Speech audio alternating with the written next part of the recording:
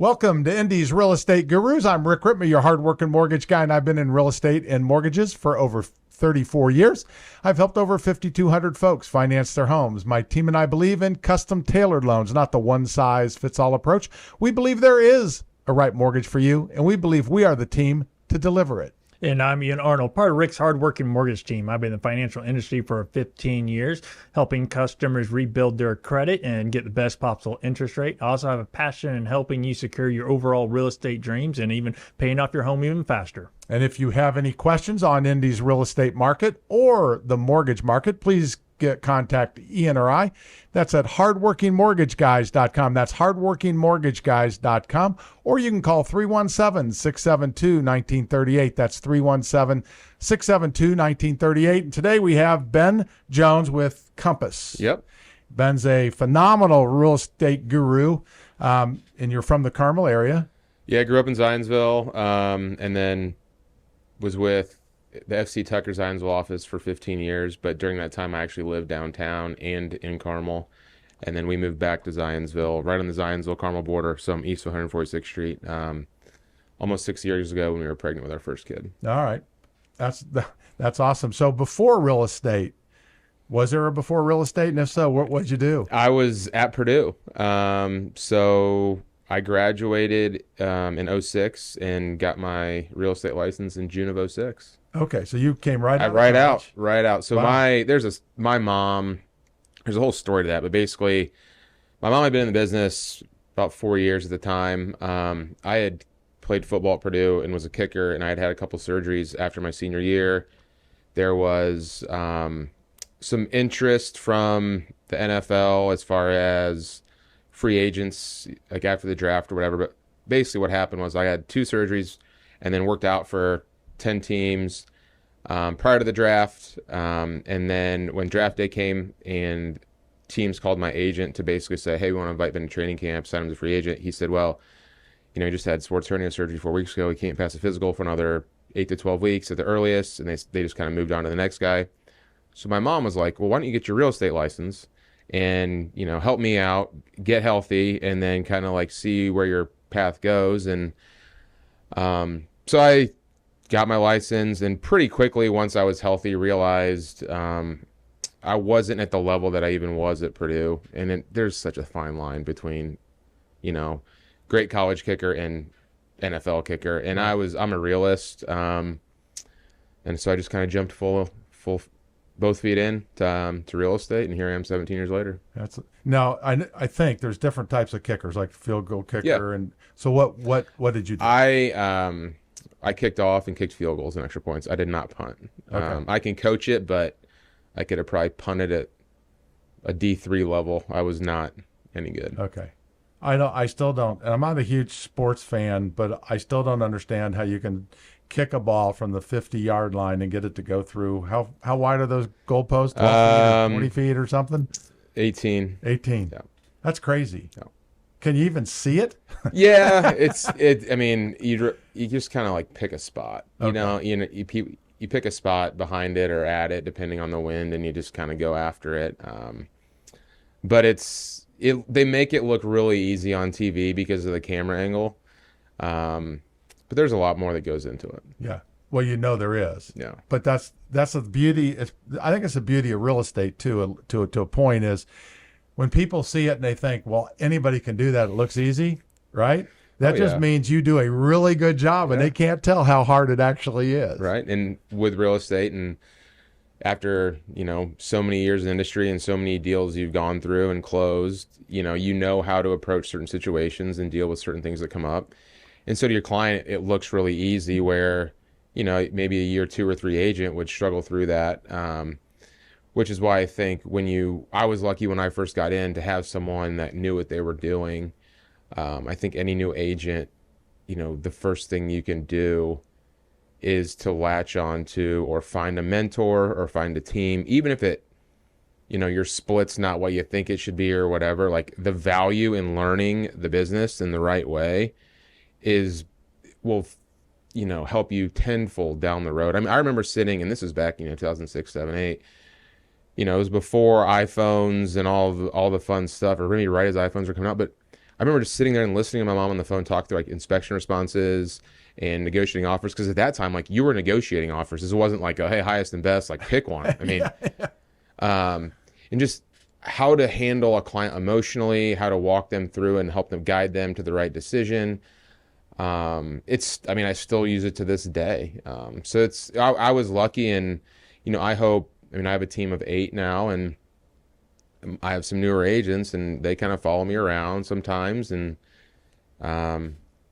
just so they're not actually doing it, but they're with me. And when they do it, I'd like to guide them, but it's just to be around it. You're going to learn more than just kind of like dealing with it in the moment.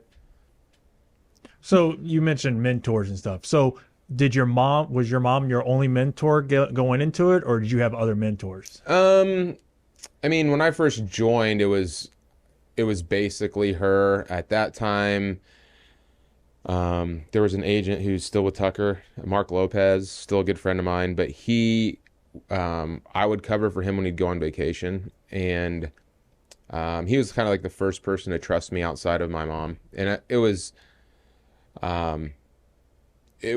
I learned a lot just because I wasn't busy. I mean, I was 23, and he was busy, and it was like, I got kind of thrown in and just had to like deal with it. And it was fun. And I realized, okay, like I want to get to this point where I'm busy. I know how to do all these things. And I'd say him, and then Jim Litton. So I was with Tucker for so long, but he actually, before I even got my license, I shadowed him for an entire week. Wow. It was just him and I, and it was great. Just I was sitting in on meetings and learning how he did things and how his mind worked on certain decisions. And so it was. I mean, I remember I sat in on a meeting with him, and I think it wasn't the governor, but it was someone pretty close. But it was cool. Just for him to go outside of his, I mean, he didn't have to do that. So I'd probably say my mom, and then Mark Lopez, and then, Jim really kind of got me like truly interested in the industry, and just see how hard he worked at the time too. I mean, he works hard now, but how hard he worked at that moment, I was just, it was impressive. Yeah, real estate's not easy, and you said you have a team of 8, so I'm guessing that you've been mentored. You probably still have mentors, but you're now their mentor. That seems to be one of the most important things. I think you kind of touched on it, is being on a team and having a great mentor who knows what they're doing. Yeah, I mean, because here at the end of the day, I mean, you're still going to have situations that that come up that like you've never had to deal with. I mean, I've been doing this 17 years, and last year I had to deal with the police like after closing because the sellers weren't out of the house when they were supposed to be, and it was a huge mess. But it was like, they don't teach you how to deal when the police show up to a house when in theory your buyers own it and the sellers aren't out, and the sellers still have stuff in the house. Like, there's no class or continuing education you can take. Like, how do you handle that situation? And so when you have mentors, like right now, my manager, Ryan Vanetta, I mean, he's a rock star. I've called him a couple times, and I'm like, Ryan, like, just ask him. He knows it. And so I don't know if I'd call him a mentor, but like, he's a fantastic manager, and I need that because there's still situations I don't know. I mean, I'm sure I could figure it out, but like, he may have handled it, or because he was a manager, he's been a manager for so long, like, he may not have handled it, but he's probably dealt with an agent who's handled it, and this is how it worked out. And right. So I think everyone, no matter what the level you are of agent, whether it's 2 years in, 10 years in, 20 years, 30 years in, I mean, the only person who probably doesn't have a mentor in this whole place is Biff Ward. Right. No. Rick's her mentor. Oh, okay. Got it. She may not know that, but that's what we say. So how did that story end up? What'd you do? So what happened was we were supposed to close. We showed up to walk through. The house was a mess. They weren't out. So we delayed closing, I think, 2 more days and said, listen, and this is after like a 60-day close because the sellers wanted 60 days. This wasn't like we were closing in 30 days.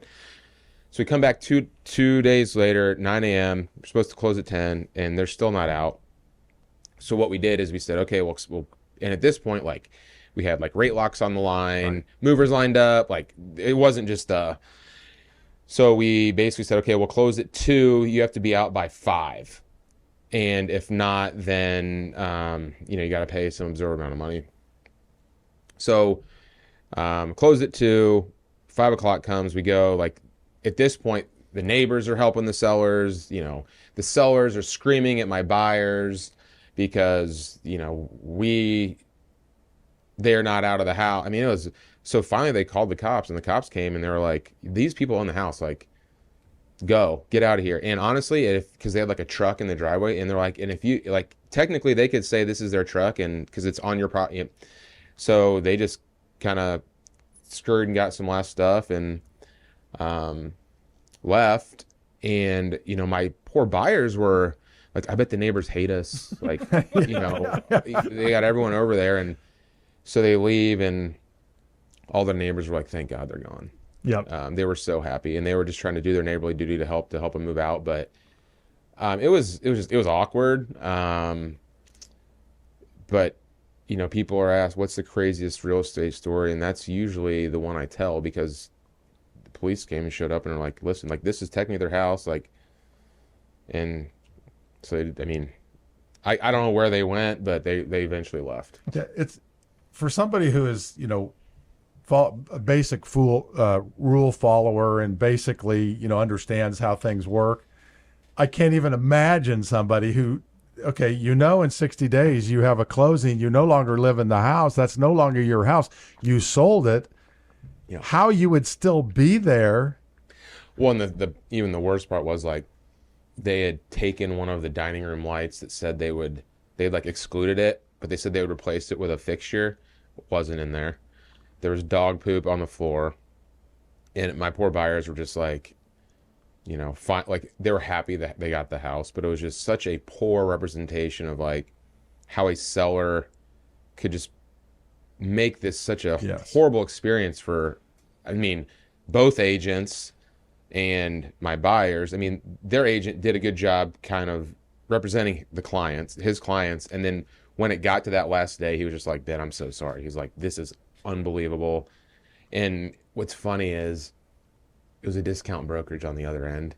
And I just was like, you get what you pay for. Yeah. Yep.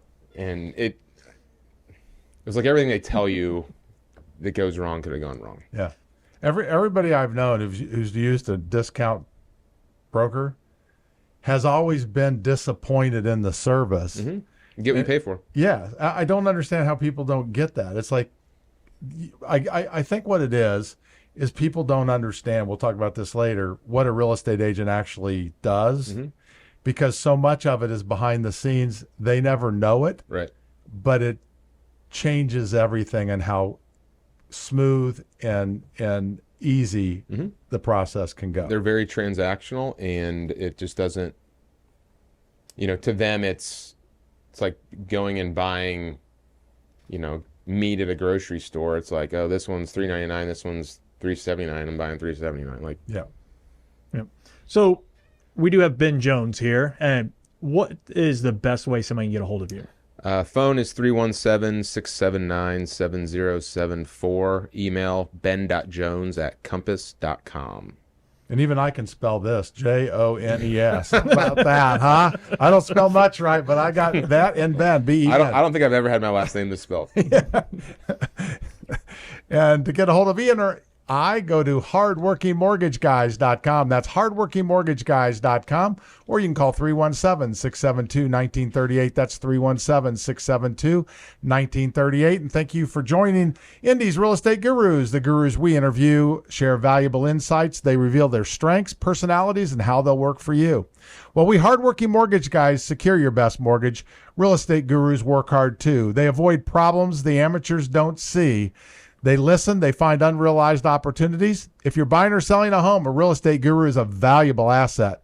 If you're even thinking of buying or selling a home, keep listening and definitely call one of Indy's real estate gurus. All right, Ben. So we're going to take a side step from real estate. Okay. Let's find out, what do you do for fun? So if I got to take your phone away, no phone for 24 hours, what do we find you doing? If I'm not with my kids, playing baseball in the yard or golf or whatever the sport of the day is, and I'm not, going out to dinner or grabbing a drink with my wife, I'm playing golf. I want to play more of it, as I'm sure everyone does. But I've found like that's just kind of a nice way to get away. I also volunteer with the Rebuff football team, so I help coach the kickers and punters there. This will be my 14th year doing that, so that's fun in the fall because it's I go to practice basically like twice during the week for like an hour because the kickers are soccer kids, so like they're busy with that, and then Friday nights, and so it's fun like it keeps me young. Like these high school kids fill me in on how, like Snapchat's a good, cool way to communicate, and it's fun because I've developed relationships with a lot of those coaches, and they've become clients and friends, and so it's either golf, travel, or coaching football. No, what he really doesn't tell you is he's just prepping the kids. When you're looking for a house later, this is who you go. So here's the funny thing. Before I was at Rebuff, I helped with St. Luke, which is a cadet school down like 79th and Spring Mill, and coached with one of the dads or whatever. And we've kind of kept in touch. They're a Rebuff family. I mean, I went to Zionsville. The only reason I ended up with Rebuff was a relationship from a college friend, and he literally just closed last week on a home in Broad Ripple, and so his son did, but I knew the son because I coached his dad was coaching his younger brother, so I got to know the family. Moving back from Chicago, and we were friends on Instagram, and he sent me a message like, "Hey Ben, wife and I are moving back." So and then one of the kids I coached at Rebuff called me, their families are super close. He called me, he's like, "Hey Ben, I'm gonna be looking for a house for the next 8 to 12 months. Let's find time to chat." So it is coming full circle. But that was never the intent, no. But it's a cool. But that's how it always turns out that way. It's like people always ask me, like, how do you get business? How do you attract clients?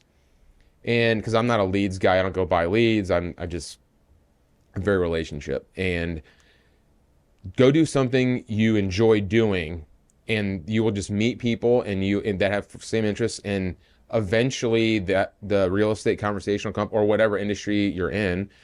And I'm not high pressure. I don't lead. I never ask someone. That's a real habit. I never ask someone what they do, because if I ask you what you do, and then you're trying to ask me, and you find out I'm in sales, like you're thinking all he wants is a commission check. And so I just do things that I enjoy doing. And it just kind of manifests. Yeah, it's all about relationships. Yeah, really. And especially in Indy, like I understand if you're in like a New York or Chicago where it's just there's so many people, but Indy's really small that if you do a good job for a handful of people and they become your biggest advocates, like it grows. Yeah, so you're not a secret agent, so great job. Thanks. All right, so since your mom was in real estate before you, I always like asking people who grew up in real estate, basically. So what was one thing of wisdom she gave you when you joined? Ooh, that's a great question. Remember how important this transaction, but remember how important buying or selling this house is for this person. Because you do mortgages every day, I'm in houses every day, but to this person, like this may be the only house they live in for 30 years. And so you need to always remember that, because it may feel like a small deal to you, or a small, I'm going to go, show up for this inspection. Like this may be the only inspection they have for 25 years. And so I think that's one thing you need to remember. And then what's even funnier is my grandmother was a real estate agent too. And so it's been awesome to talk with her. And so she turns 93 this year. And we went and visited her at the end of last summer. Kids and I and my wife went over there, and just to talk to her about like how things are so different now. It's amazing how, even in the 17 years I've been in it, how things have transitioned. But like from when she was an agent, when they had to like drive and get the keys, and then, you couldn't have had multiple showings in a day almost, because it's like they go pick up the keys for 4 hours and come back. But yeah, and she just said, it's still a people business. I'm sure it is. And I said, you're right. Yeah. The basics are still the same. Yeah, the basics right? are the same. Customer service, communication, working hard, doing a good job. And we have all these awesome tools around us, but that just helps us do those important things better. Right. And that's all tools do. Mm-hmm. They really, and it doesn't really, everybody has the tools, so it still comes down to relationships. right? It's 100%. And how you're able to deal with people. And talk to use the people. tools to help manage relationships. Yeah. I mean, yeah, I think that's everything. So what would you say your superpower or superpowers are? I'd say it's one of the basic things, communication. How many times I've been referred to, like a client or a friend has referred me to someone and they've reached out to me. How many times when I've gotten back to them, like, wow, I didn't expect such a quick response. Because I think that shows that you value that person. And so I think communication, market knowledge. After 17 years, there's a lot of neighborhoods and areas I can walk in and probably within $15,000 or $20,000 guess of what this house would sell for. There's other areas where I'd have no idea. I had a house down in Fountain Square that I just closed yesterday, and it was tough to price it because I'm not in houses in Fountain Square every day. Right. So I think those two things, but I still think communication's the number one thing that, any agent can do, because it's not hard. Right. You just have to do it. And even the tough conversations, that's I think what a lot of agents are afraid of now with this text message and email era we're in, is they don't have the tough conversations with other agents or their clients because it's so much easier to sit behind a screen and type it out versus saying, hey, if we have, like, I had a deal fall apart 2 weeks ago, and it's like, I called them up and I was like, hey, here's where we're at. Like, this is where we're at. We got to figure it out what we're going to do. Versus text message. And it's like, then you never know someone's true. Like, you can't read their voice. You can't read how they're talking. And so I think just communication overall is super important. Yeah, I think if it's anything, if I don't want to call them to do it, I call them to. You have to. That's right. Because it's only fair to them. Yeah. And that's where I think it's served me well over the years of, even in the bad situations, you call them because there's a respect thing. And it's almost like I was raised, when you break up with your girlfriend, you do it face to face. Like, you don't text. Right. But that's now what happens. And I'm just, it blows my mind. It's like, you don't respect the person enough to sit down face to face. I agree. Yeah.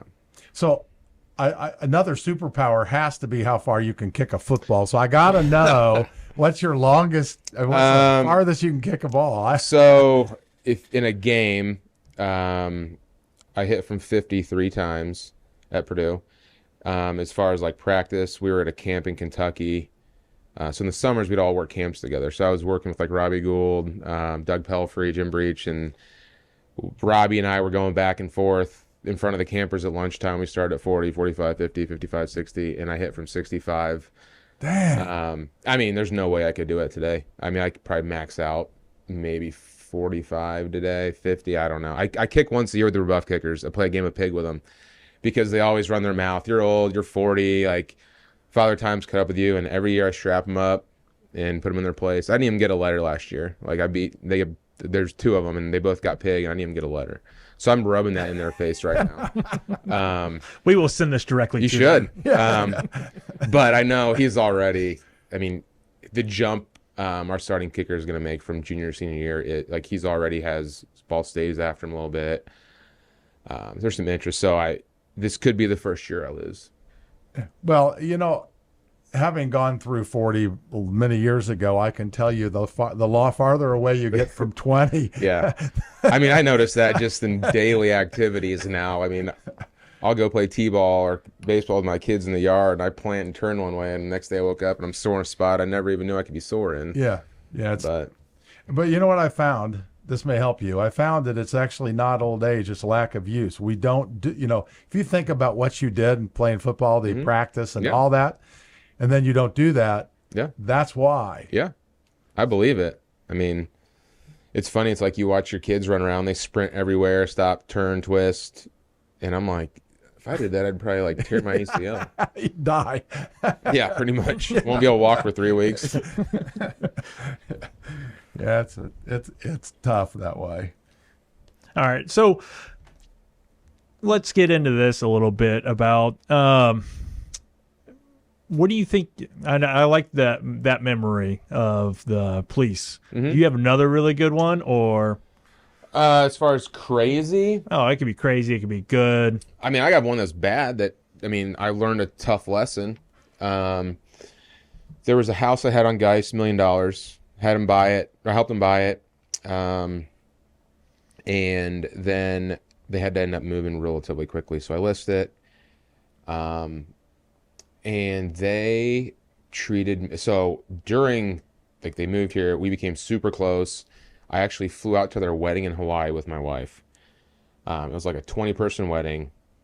And then, so come back, he ends up taking a job, I think it was in Charlotte, and I list it.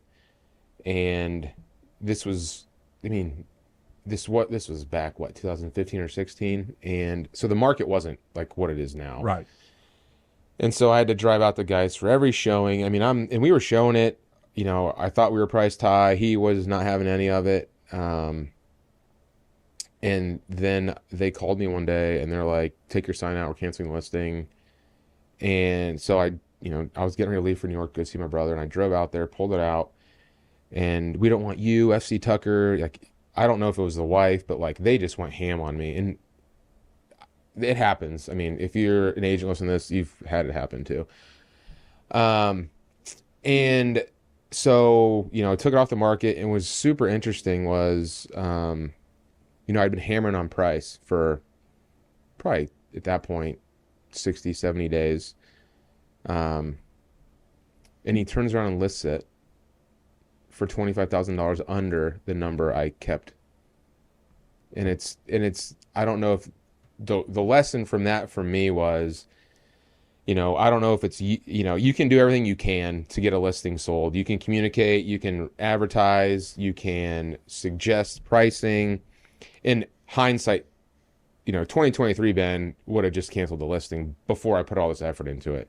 But 2014 Ben it's $1 million listing on Geist,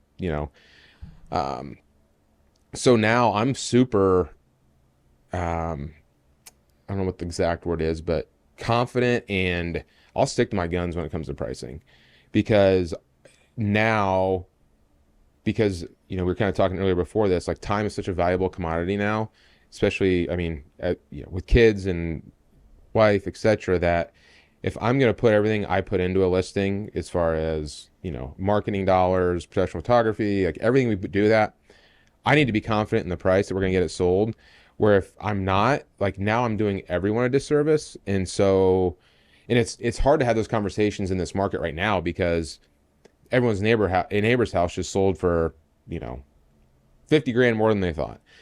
But now, as rates have risen, pricing's kind of leveled off. So when I just had a conversation over this week with Sellers and Fishers, and they're kind of like, well, where do you see this? And I was like, well, here, because if we go here based on the comps, we're higher, and buyers are still looking at pricing like the list price is kind of the baseline, give or take. I mean, there's some negotiation now, but you're really now getting back into like being able to have inspections, but price-wise, pricing's still kind of if someone likes it, it's going to go over. If someone doesn't, it's going to be at or just below. I mean, and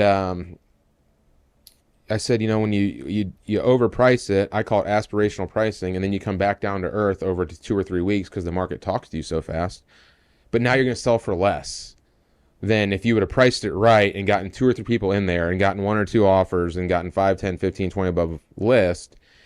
So the lesson I learned the hard way was stick to your guns, be confident in your pricing. And if you don't get the listing, that's fine. But you're probably saving yourself time in the long run. Yep. And again, this is Ben Jones with Compass. If somebody's looking to buy or sell a home, how do they get a hold of you? Phone is 317-679-7074. Email ben.jones@compass.com. And to get a hold of Ian or I, go to hardworkingmortgageguys.com. That's hardworkingmortgageguys.com. Or you can call 317-672-1938. That's 317-672-1938. All right. So here's a good question. So you've been in the industry for a while now. What still makes you wake up every morning excited to go to work? I think the clients, every client, transaction, deal, house is different. And so you meet all types of people, and then, helping and guide them through this journey from literally meeting them for, lunch or dinner or a drink to kind of start the process to say, hey, here's how this kind of works, from looking at homes to writing an offer to inspection to appraisal, all the way to closing, and to kind of take that journey together. And then at the end, when they're super excited, that's what wakes you up in the morning. And the same with, like, on the list side, it's you meet first and you kind of say, okay, here's what we need to do to get this ready. They do it. They get it ready. I mean, I'm usually there with them providing contractors or walking through again. I mean, I just had a house in Zionsville, got on a contract that I met with them originally in March of 2022, and we didn't list until June of 2023 because it was, okay, Ben, we're going to list in a year. What do we need to do?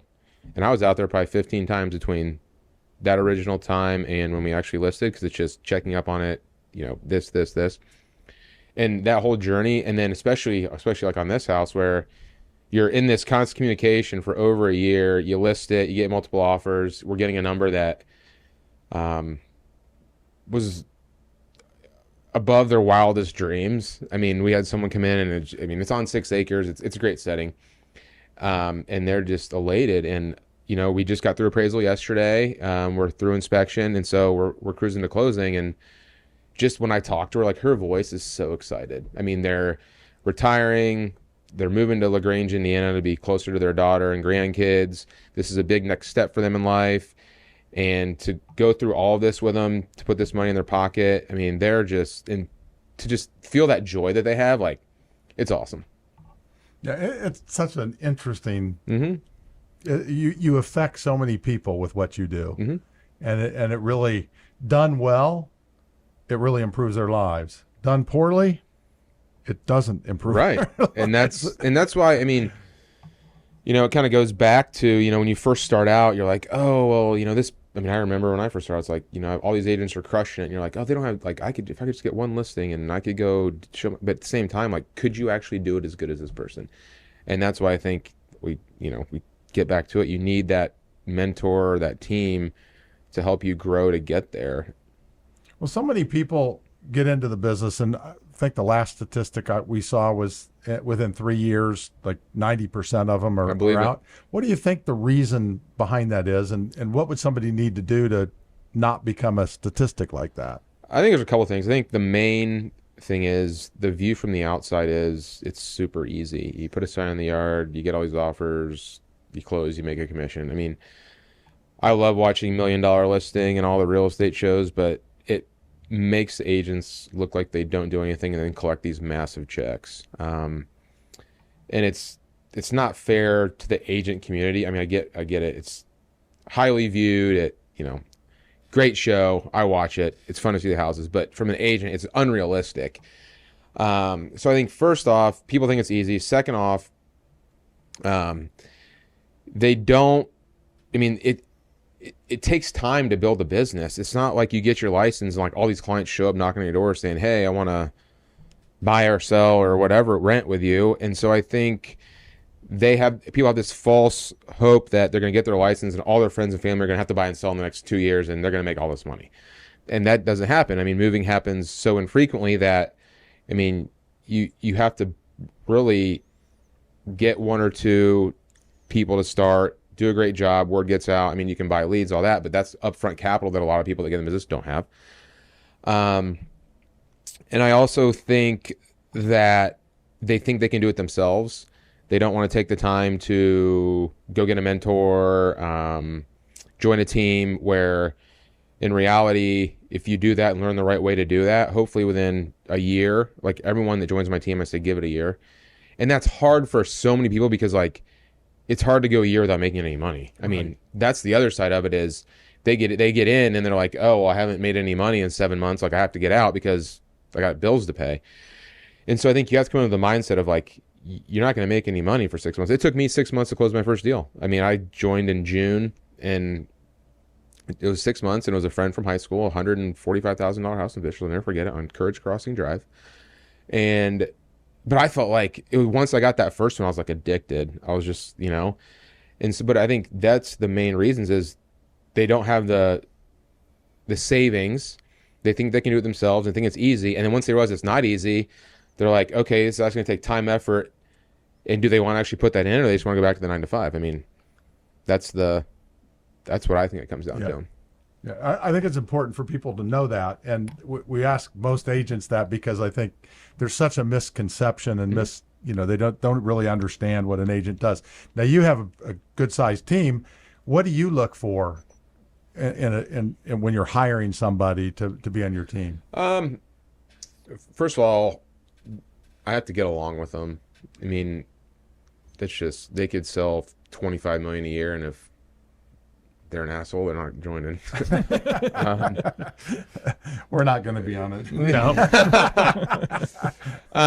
So I think a couple of things. I think obviously they need to fit. And so what happens is I'll meet with them 2 or 3 times. And if, one time anyone can put on a good show, 2 times you're like, okay. And then the 3rd time you get a sense. And then after that, we'll do like a team lunch. So I'll bring everyone in and we'll all go to lunch, and within 15 minutes, I know if they're going to stay or not.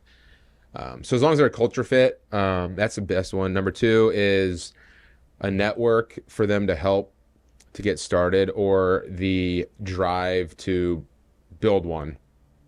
That everyone that I've hired recently has either grown up around here, went to college around here.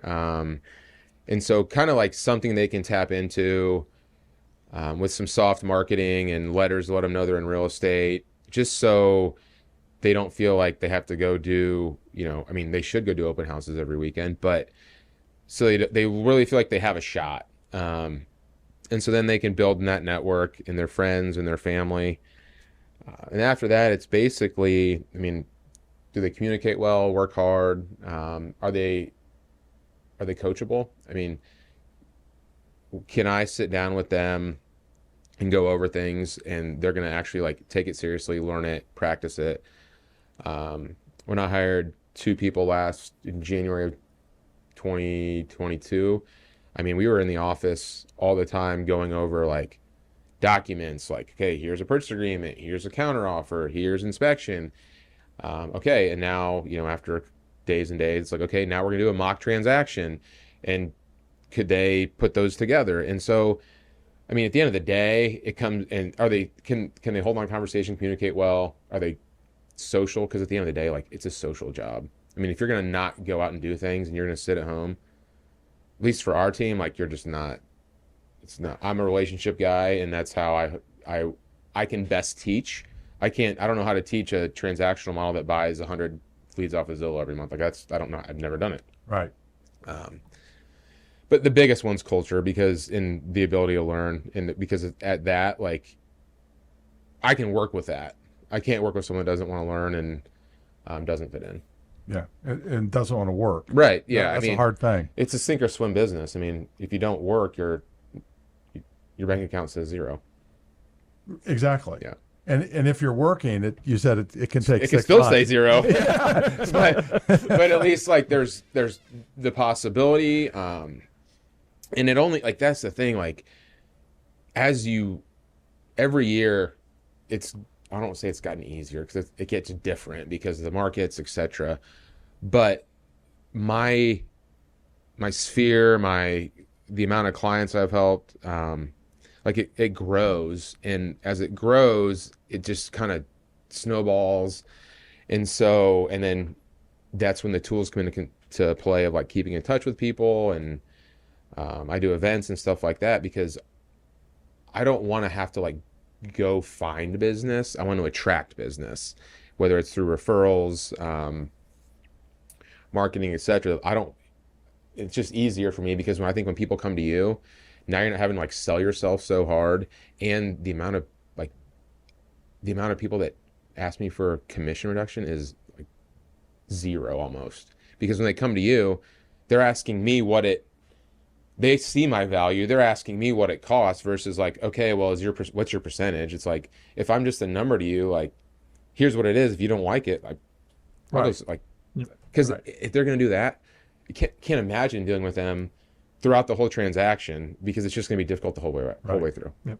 Well, that is an interesting thing because most people don't talk about that. So even when I was in car sales before I switched, is one of the trainers came in and they were talking about, they're like, look, you sell a car to one person, they're going to want to haggle all the time. Now you sell them a second car, look how much they don't haggle. It's the same type of product, but yet because they know you more and they've done business with you, they just stop haggling. Yep. And as it goes on, they'll just come in, they'll basically do stickers just because who you're dealing with. Yep. And it's an interesting concept, but it works. 100%. And it's phenomenal. Yeah, I mean, it's great because it makes that aspect of the job, like it takes that stressor away, where when I was first in the business, I mean, I got busted up on my commission all the time. And, there's objections and all that, but it's almost like when they ask, they don't see your value in your bringing. And so I think I found the longer I've been in the business, that's become less and less and less of a thing I've had to deal with, because I think if they're coming to me, they already see my value. They see the 17 years experience.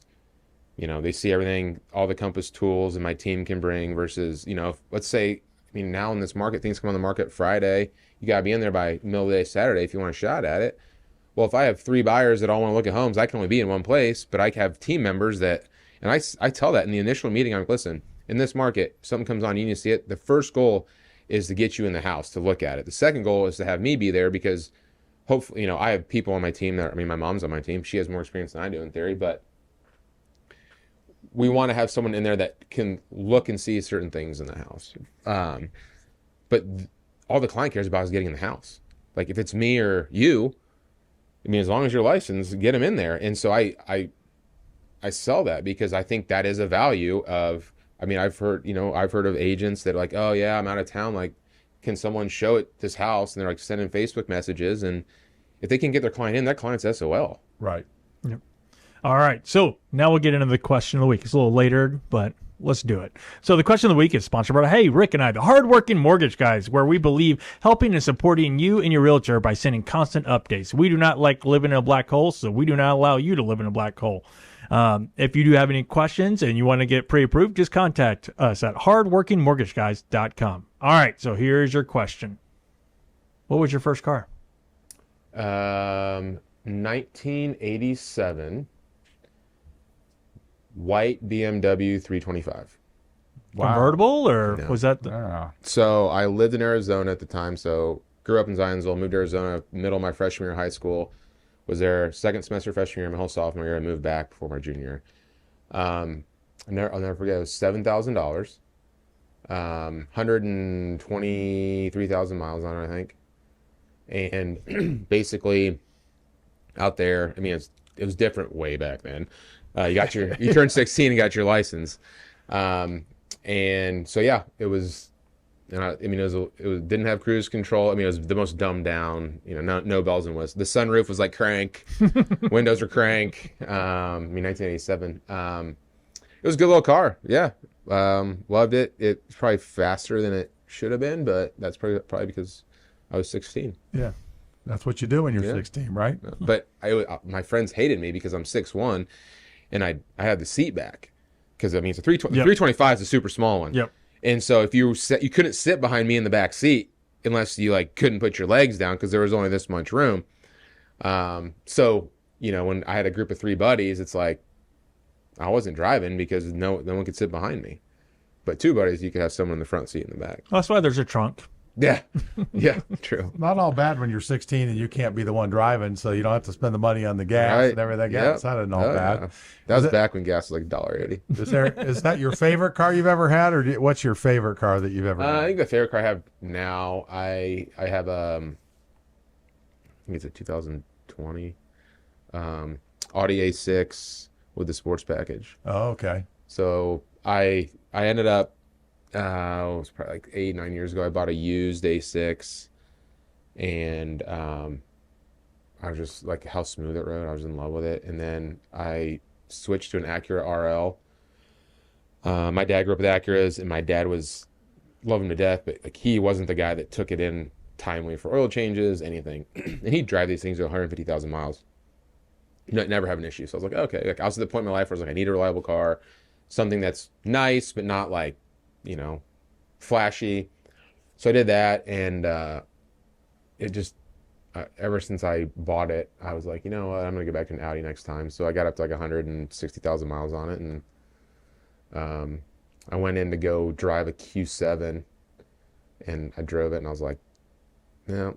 And the guy was like, oh, we have an A6, because I was gonna go SUV with kids and all that, and so I got lucky. It was like it was a executive car, so like an exec had driven it for like 6 months and put, I don't think, 10 or 12,000 miles on it. And it's like, yeah, it just came in like 4 days ago. I took it for a spin and drove home with it. My wife's like, oh. She's like, how much was that? And I was like, we told her, and she's like, yeah, it's a little bit more than we talked about.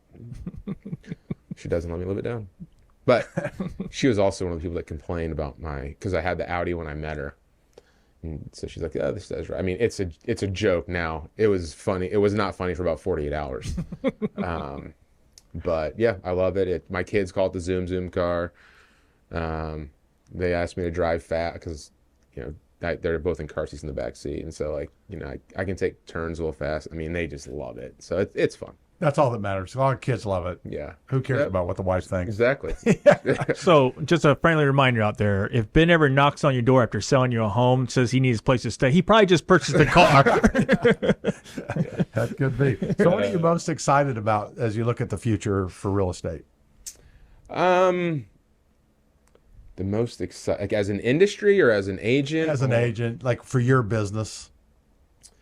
I think, some of the technology, it's only gotten easier to communicate with clients, agents, since I've started. And I think as long as that continues, because I'm big on communication, I'm not a big fan of automated values. I think that gets clients' expectations misaligned with where the market can be. So if they can kind of tame that, I think that or get it more accurate.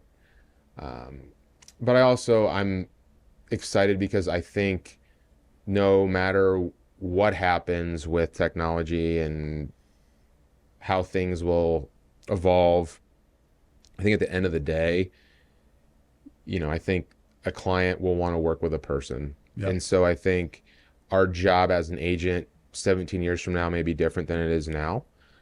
But I think as long as you communicate well, bring value, and show, why they should work with you, I think any agent should be safe for the foreseeable future. And I say foreseeable, but I mean, I'd say 40, 50 years. I mean, who knows in 50 years what could go on, especially with everything that's come out. Right. But I think if you're an agent now, I think you're going to be safe for the rest of your career as long as you learn the technology and learn how to use it to help you versus eliminate you.